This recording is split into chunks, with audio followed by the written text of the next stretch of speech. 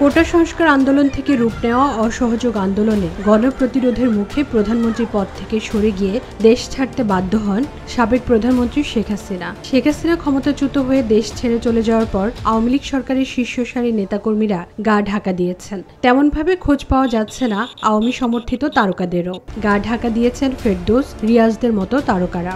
এরই মধ্যে একটি হোয়াটসঅ্যাপ গ্রুপে কিছু স্ক্রিনশট ভাইরাল হয়, যা ব্যাপক আলোচনার সৃষ্টি করেছে। সাবেক তথ্য প্রতিমন্ত্রী এ আরাফাত ও সংসদ সদস্য ফেরদৌসের নেতৃত্বে আলো আসবেই নামক একটি হোয়াটসঅ্যাপ গ্রুপে আওয়ামীপন্থী তারকাদের মেসেজ প্রকাশ্যে আসে, যা দেখে রীতিমতো হতবাক সবাই।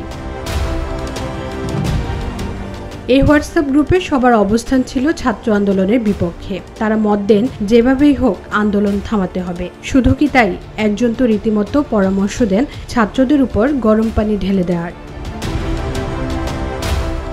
আলোচিত এই গ্রুপে তথ্য প্রতিমন্ত্রী আরাফাত ও সংসদ সদস্য ফেরদৌস ছাড়াও ছিলেন শামীমা তুষ্টি, নায়ক রিয়াজ, সাজু খাদেম, অভিনেত্রী সুইটি, সোহানা সাবা, ভাবনা, জায়েদ খান, অরুণা বিশ্বাস সহ আরও অনেকে।